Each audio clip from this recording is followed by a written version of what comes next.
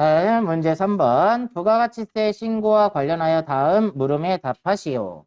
자, 3번에 1번. 다음 자료를 이용하여 과세 및 면세 사업을 영위하는 점령 사업자인 당사의 2020년도 1기 부가가치세 확정 신고 기간에 대한 공제받지 못할 매입세액 명세서 중에 공통 매입세액의 정산 내역 탭을 입력하시오. 단 1기 예정신고서에 반영된 공통매입세액 불공제분은 20만 원이고 공급가액을 기준으로 안분 계산하며 제시된 자료 이외에 거래는 없는 것으로 가정한다. 자, 지금 확정이라서 정산을 해야 되는 거고요. 이미 예정 때 20만 원 불공제 처분 받은 게 있대요. 자, 정산할 때는 예정 거랑 확정 거를 합쳐서 계산을 하는 거예요. 자, 그러면 부가가치 들어가셔서 공제받지 못할 매입세액 명세서. 날짜는 1기 확정이니까 4월에서 6월이고요. 확정이니까 정산을 해야 된다고 했어요. 자, 다른 기준은 볼 필요 없어요. 우리 시험 문제는 항상 공급가액 기준으로 나오니까. 자, 1번 공급가액으로 하시고 전표 데이터 불러오지 마시고 구분은 생략하고요. 자, 총 공통 매입 세액이에요. 자, 1기 예정 때 공통 매입세액이 40만 원이 있었고요. 1기 확정 때 공통 매입세액이 80만 원이 있었어요. 합산해서 하는 거니까 총 공통 매입세액은 120만 원이 되는 거고요. 자, 그 다음에 총 공급가액은요. 자, 지금 확정이니까 예정 때랑 확정 때를 합쳐야 되는 거예요. 그래서 과세 부분의 1기 예정 때 500, 1기 확정 때 2800. 그래서 1기 전체로는 3300이고요. 과세 부분이. 그 다음에 면세 매출이 있는 게 1기 예정 때 500, 1기 확정 때 500. 그래서 면세 매출이 1000만 원이 있다는 얘기예요. 그러니까 합쳐서 계산해야 되니까 총 공급가액은 과세분 3,300, 면세분 1000만 원. 그래갖고 4,300이고요. 그 중에 면세 공급가액은 1기 예정 때 500, 1기 확정 때 500, 그래서 합쳐서 1000만 원인 거죠. 자, 그러면 합쳐서 총 불공제 되는 게 27만 9,069원이라는 거예요. 1기 동안에. 근데 예정 때 이미 20만 원 불공제 받았대요. 그러니까 얼마만 추가로 불공제 된다라는 거예요. 79,069원만 추가로 불공제 될 거다. 이 얘기입니다. 자, 2번. 다음 자료만을 이용하여 2020년 2기 확정 신고 기간에 부가가치세 신고서를 작성하시오. 단 부가가치세 신고서 이외의 부속 서류와 과세표준 명세는 생략하고 불러오는 데이터 값은 무시하며 새로 입력하래요. 자, 그러면 부가세 신고서를 열어서 날짜는 2기 확정이니까 10월에서 12월이고요.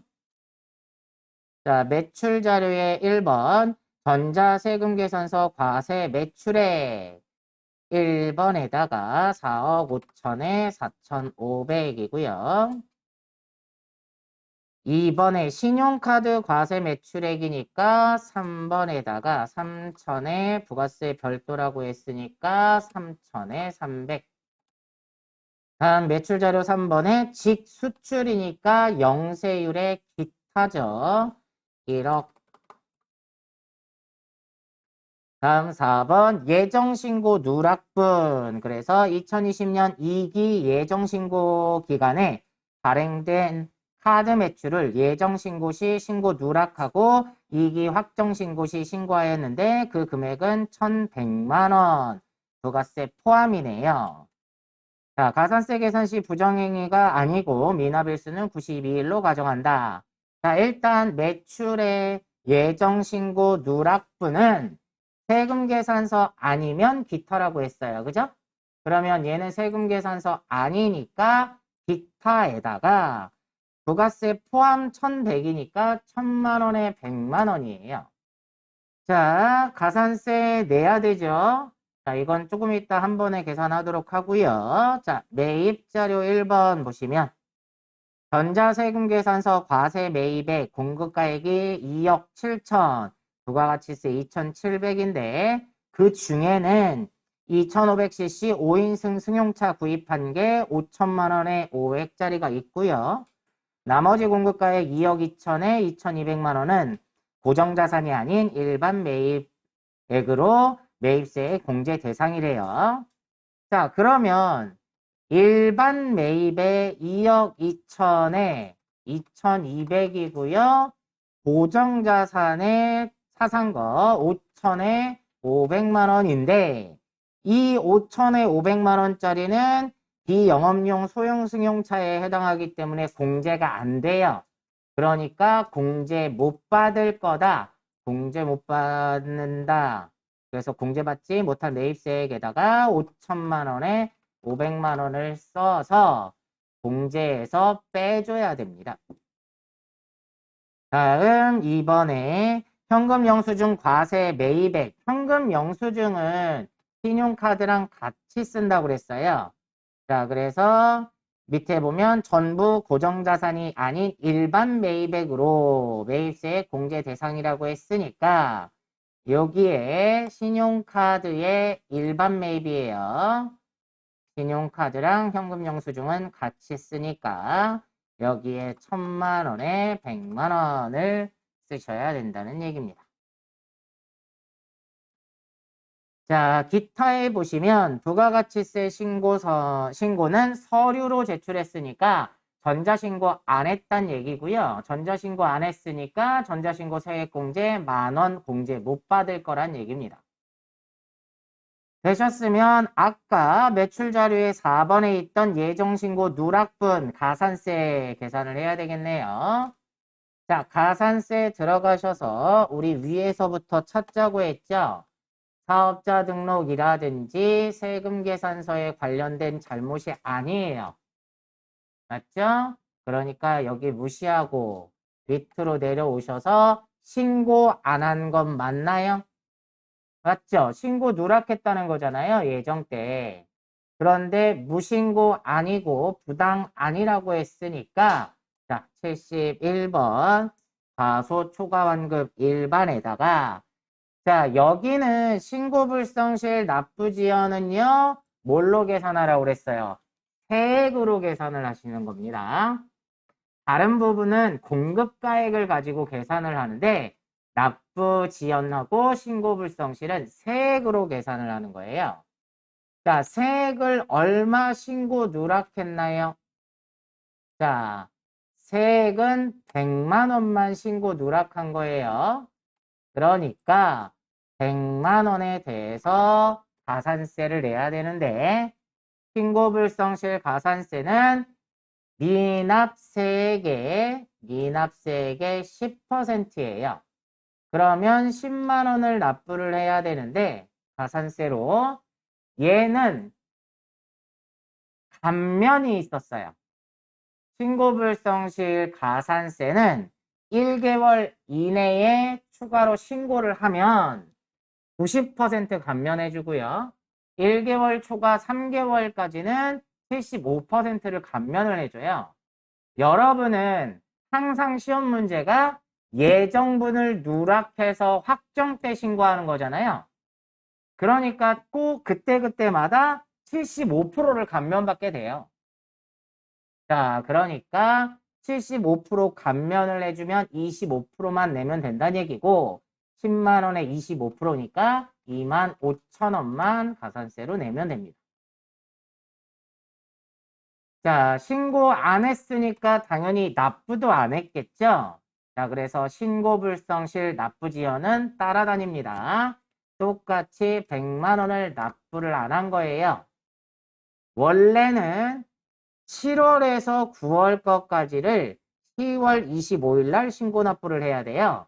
그러니까 당초 납부 기한은 2020년 10월 25일이고 그걸 안 해서 지금 하는 거죠. 그러면 얘는 언제 신고할 거예요? 2021년 01월 25일 날 신고하겠죠?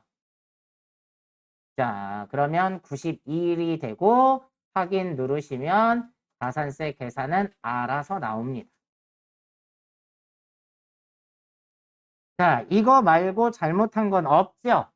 그러니까 여기까지 해주시면 된다는 얘기입니다. 문제 4번 다음 결산 자료를 입력하여 결산을 완료하시오 그랬네요. 자, 1번은 소모품에 대한 거니까 얘는 수동이고요.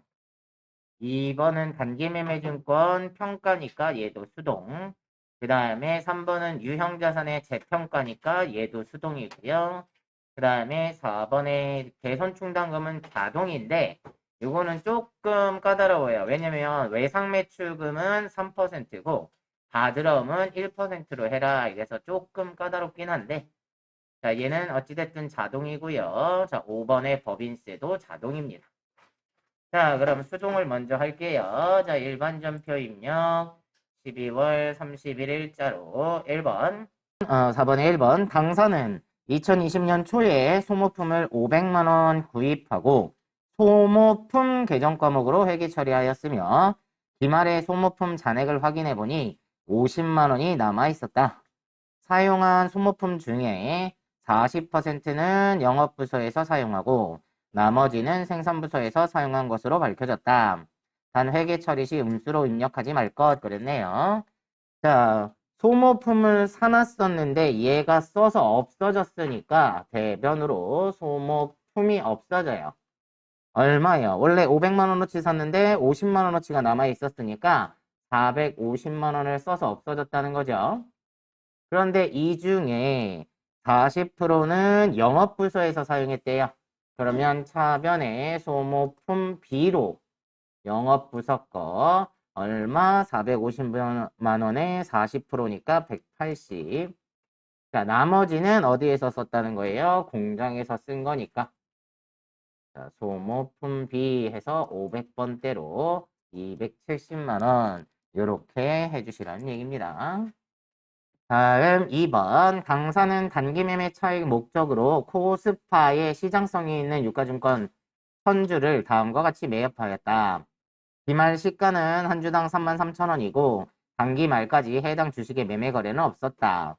그럼 2020년 10월 4일 날 취득할 때 3만 원 주고 선주를 샀는데 수수료가 30만 원 나왔대요. 근데 수수료는 어차피 수수료 비용으로 따로 처리할 거잖아요. 단기매매 증권이니까. 그럼 내가 결산일 현재 가지고 있는 단기매매 증권은 한 주당 3만 원짜리 1000주를 가지고 있는 거예요. 자, 그런데 얘가 결산일 날 33,000원으로 올랐죠? 그러면 3,000원씩 1000주가 늘어난 거예요. 그러니까 차변에 단기매매 증권이 3,000원씩 1000주니까 300만 원. 대변에 얘가 왜 자산이 늘었냐?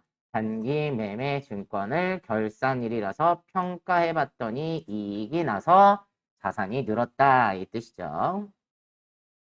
다음 3번. 당사는 매년 유형자산을 재평가 모형에 따라 인식하고 있으며 2020년 12월 31일 보유하고 있던 토지를 감정평가한 결과 아래와 같이 평가액이 산정되었다. 유형자산 재평가 손익을 반영하시오. 2020년 1월 20일 날 토지를 7억 원에 취득을 했는데 2020년 12월 31일 감정평가액이 6억이에요. 1억이 떨어졌죠? 자, 1억이 떨어졌으니까 대변으로 토지가 1억이 줄어요. 자, 얘는 왜 줄은 거예요? 재평가를 해봤더니 손실이 난 거다. 그래서 요거 900번대. 만약에 이익이 났다고 하면 재평가 차익 요거 쓰시는 거예요. 근데 얘는 기타 포괄손익 누계액이에요?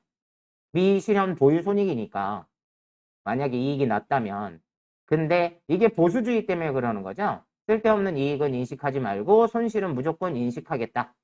그래서 재평가했을 때 손실이 나면 영업 외 비용으로 처리를 해야 되는 겁니다. 자, 요걸로 해서 1억 원 이렇게 해주시면 되겠습니다.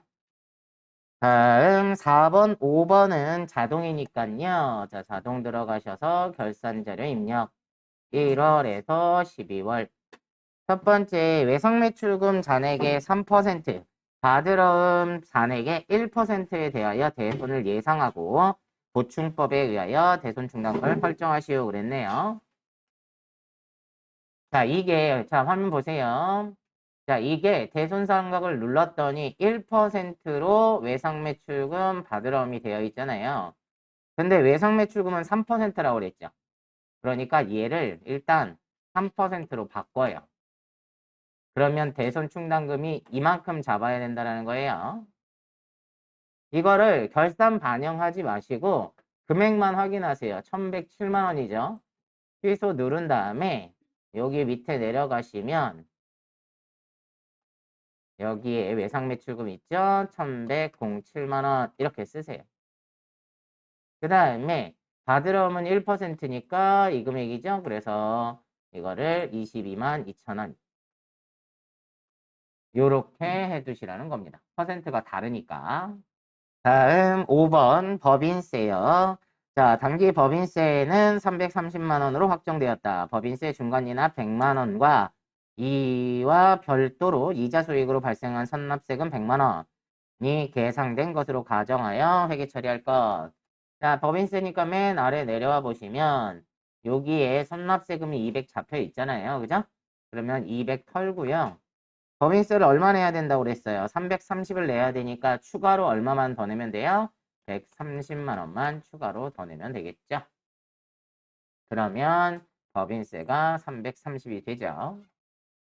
자, 5번 2020년 귀속 원천징수 자료와 관련하여 다음에 물음에 답하시오. 자, 1번 다음 자료를 이용하여 사원 김한국 씨의 필요한 수당 등록과 7월분 급여 자료 입력, 수당 등록 및 공제 항목은 불러온 자료를 무시하고 아래 자료에 따라 입력하며 사용하는 수당 이외의 항목은 두로 체크할 것 그랬고요. 원천징수 이행상황 신고서를 작성하시오. 단 급여 지급일은 매월 말일이며 전월 미환급 세액이 21만 원이 있대요.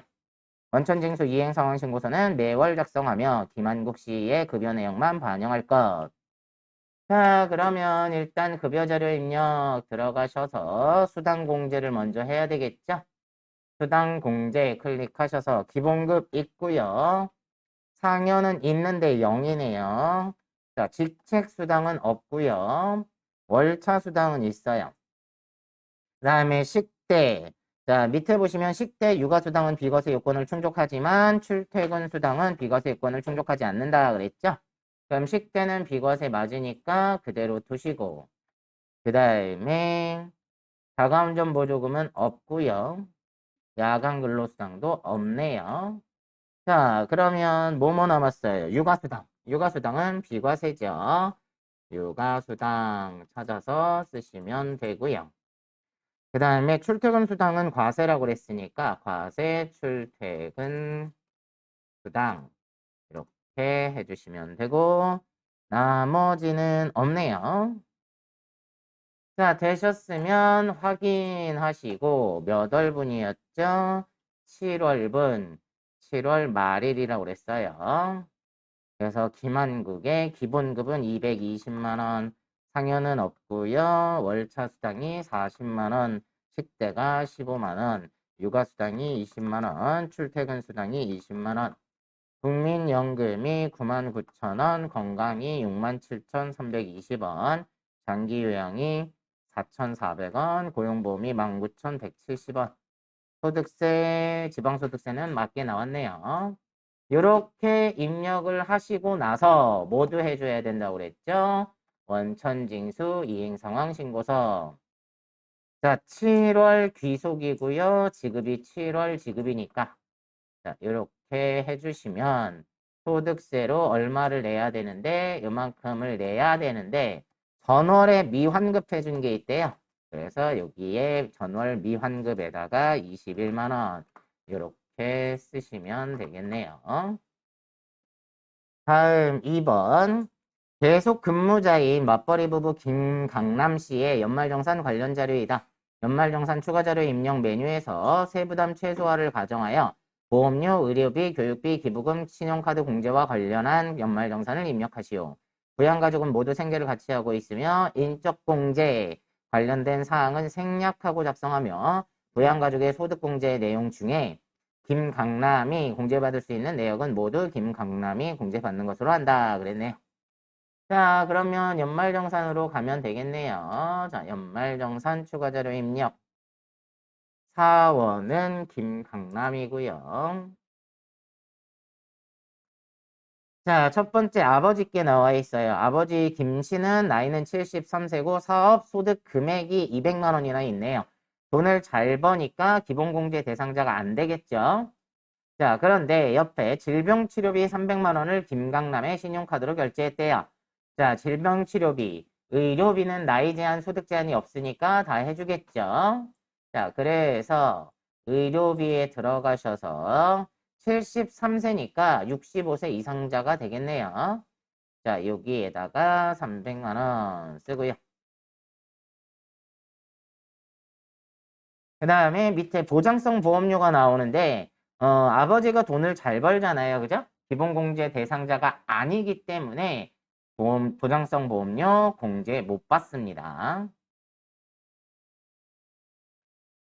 다음 어머니 최경자 72세에 소득이 없대요. 하늘교회 11조 헌금 120만 원 지출했고 기부금 단체 요건을 충족하고 있다 그랬네요. 자, 기부금은 나이 제한은 없고 소득 제한만 있는데 어머니가 돈을 못 벌어요. 그러니까 김강남이 공제받을 수 있겠네요. 자, 기부금 들어가셔서 종교단체 당해기부금에다가 120만 원. 근데 아까 지금 본인 거를 보니까 여기에 카드 쓴 게 따로 안 나와 있네요. 아까 아버지 거 질병치료비 300만 원 신용카드로 결제했죠. 본인 거에 그 내용이 없으니까 그것도 써주셔야 돼요. 자, 신용카드에 가셔서 신용카드에 300만 원. 아까 아버지 질병치료비, 의료비는 신용카드 중복공제 된다고 했죠. 밑에 나올 줄 알았는데 안 나왔길래 자, 쓰고 온 거예요. 다음 본인. 뭐 세대주의고 질병치료 목적의 본인 의료비 200만 원을 신용카드로 결제했대요. 자, 그럼 일단 의료비에 가셔서 본인 여기니까 더해서 써주면 되겠네요. 200만 원 더하면 500만 원이고 이것도 신용카드로 결제했으니까 중복해서 공제가 되죠. 그래서 신용카드 사용액에다가 마찬가지로 200 플러스 해서 500만 원 쓰시고요. 다음 하늘교회 헌금 160만 원 기부금 단체 요건을 충족한대요. 자, 그러면 본인이 공제를 받겠죠. 기부금 들어가셔서 종교단체 당해기부금에다가 플러스 할게요. 120에 160을 플러스 하면 280이겠죠. 다음 공제 대상 직불카드 사용액 2,700만 원이 있는데 그중에 300만 원은 해외 사용액이래요. 해외 사용액은 공제 안 해주죠? 자, 그러니까 신용카드 들어가셔서 직불카드에다가 300만 원 빼고 2,400만 원만 입력을 하셔야 됩니다. 다음 배우자 이혜림 근로소득 총급여가 2천만 원이나 있어요. 그럼 기본공제 대상자가 아닐 거고 본인의 보장성 보험료 불이백 안 해주겠죠. 보장성 보험은 기본공제 대상자를 피보험자로 가입하는 경우에만 공제가 된다고 했으니까 안 될 거고요. 그 다음에 질병치료비. 자, 의료비는 나이 제약 소득 제한이 없죠. 그러니까 의료비에 가셔서 배우자는 그 밖에 공제 대상자가 될 거예요. 여기다가 100만 원. 자, 그리고 신용카드를 썼잖아요. 그죠? 그럼 카드 공제, 중복 공제 되죠? 자, 여기서 조심할 거. 여기 이혜림이 김강남의 신용카드를 쓰지 않고 본인의 신용카드를 쓰면 공제 못 받습니다. 김강남이. 본인이 공제 받겠죠. 본인도 돈을 잘 버니까 소득세 신고할 거 아니에요. 자, 지금은 김강남 카드를 썼으니까 신용카드도 공제를 해줄 겁니다. 그래서 여기 500을 600으로 바꾸셔야 되고요. 다음 자녀가 24살인데 소득이 없어요. 대학 등록금. 교육비는 나이 제한은 없고 소득 제한만 있다고 그랬어요. 근데 김대한이 24살이지만 소득이 없어서 공제를 해줄 겁니다. 그래서 교육비 가셔서 대학생에다가 금액은 1,000만 원. 다음 자녀 김민국 7세 소득이 없대요. 취약 전 아동으로 유치원 수업료 360만 원을 지출했대요. 자, 해주겠죠. 소득이 없으니까. 자, 취약 전 아동에다가 360만 원. 요렇게까지 쓰시면 마무리가 되겠네요.